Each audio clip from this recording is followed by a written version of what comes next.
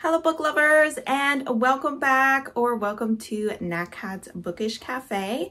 Today I am here to create a new rules video for my TBR game Lezerin Egedishnish.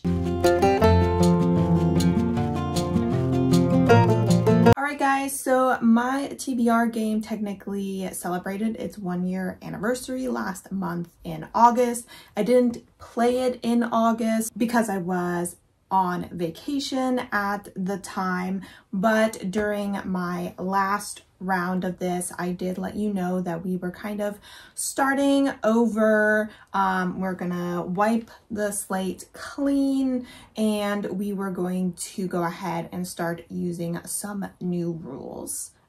This was my first year of playing this game, so it was somewhat of a pilot, you could say, and during the year or throughout the year, I was making some changes as I went along based off what was working and what was not working. And at this point, there's just been so many changes that I figured it was time to go ahead and create another rules video just so that I can direct you to that at the beginning of all my TBR videos. So for most of the rules, they're either going to stay the same, are going to be rules that I introduced over the course of the year, and therefore you should be familiar with if you're not new to my channel. But there may be 1 or 2 new rules that you haven't seen at all that I'm going to go ahead and start implementing starting in my September round. Just so you get an easier view of the board, I'm going to go ahead and take us to the floor to go through all of these rules. All right, guys, here is our board. As you can see, this is based off of the German game Mensch ärgert nicht, which is pretty much similar or exactly the same as Parcheesi. As you can see, each color represents a different genre. At the top for yellow, we have contemporary or literary fiction. Red is romance. Green is fantasy or magical realism. Black is a horror, thriller, or mystery. Purple is historical. And blue is sci-fi. We have 4 players per color, and the goal is for them to make their way out, starting by coming out on this spot, making their way around the board, and getting home. So this is the last spot, so they'll kind of jump from here to here. That's just the way that it ended up working out for me. At the start of each TBR video, what I usually do is I take a look at what I call the previous month. I don't know if there's a word for it, and it frustrates me because it's so hard to explain it. But pretty much, if I was playing this game in March, I would not be looking at if I completed my February TBR, but rather if I completed my January TBR. Once I decide if I have completed all the books on my previous TBR, I either take a punishment prompt or a reward. So here we have our punishment prompts. They are the black ones. So what I would do is I would shuffle, and then I would pull one and drop one, and then I would need to fulfill that prompt. Now the punishment prompts are a little bit different than the regular prompts. Regular prompts need to be completed within the month, so I complete my TBR. Punishment prompts, previously it was that I did not need to complete them within that month, and I could in fact take as long as I wanted to. I could take an entire year to complete that book, and it would be totally fine. Now, I have to admit there was a few times where I took advantage of that, and I decided that I wanted to really push myself to read these punishment prompts, and therefore, while they still don't need to be completed within the month that the prompt is pulled, they do need to be read within 2 months.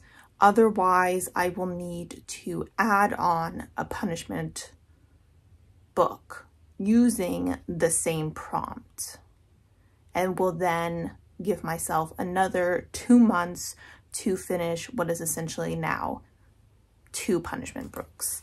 So as you saw, I had pulled, for the example, tome 500 pages. So say I pick a book that's over 500 pages, 2 months pass, I don't finish it, or I don't even start it, I should say. And therefore, during my next TBR game, I need to add an additional tome to my TBR that I then need to finish on top of the first tome within the next 2 months. Now, I did not decide what I would do if I did not accomplish that goal. I guess I would just consider myself a failure at that point. But I'm hoping that it gives me a little bit more incentive to pick up those books rather than waiting 3-4 months to actually do so.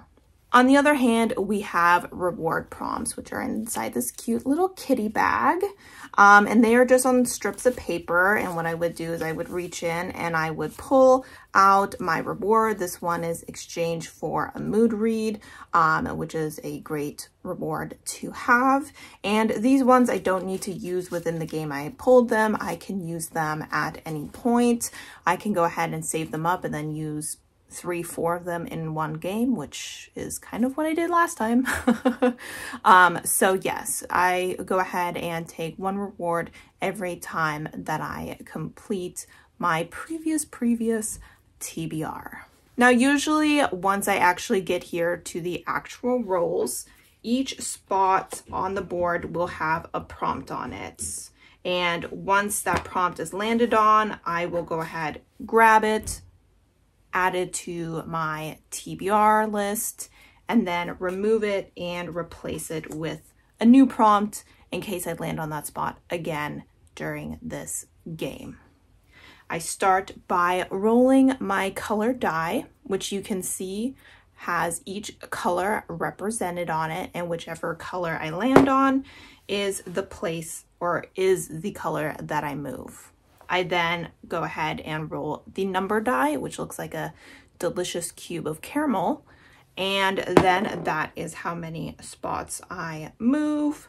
1, 2, and then say this guy was here, I would go ahead and complete that prompt, and it would need to be by a Black female author, and it needs to be a sci-fi book. Now, a couple changes when it comes to taking out a player.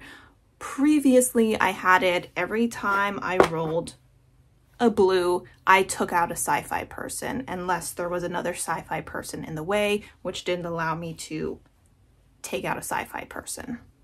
That's not the case anymore because the board got real crowded real fast. What I'm gonna do is now, if everybody's home, obviously, no matter what I roll, a person's gonna come out, obviously.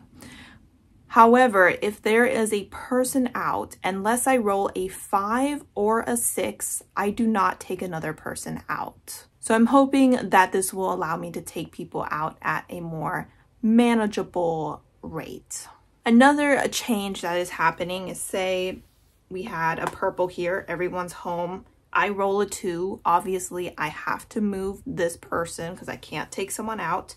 Historical is now kicking out sci-fi. What used to happen is I would take another punishment prompt. I don't have very many punishment prompts, like 9 or 10 of them, so it was starting to get a little bit repetitive. What I decided to do instead is that I need to add a roll. So that means that instead of 5 rolls, because I do start out with 5 rolls at the beginning of each game, I now need to do 6 rolls. And unlike a punishment prompt, this additional roll does need to be completed this month, and if it is not, I will need to take a punishment prompt. I hope that all makes sense. If it doesn't, please leave a comment about any questions at any time. it's a little bit difficult to describe this game because I've now been playing it for a year. So I'm obviously very familiar with it.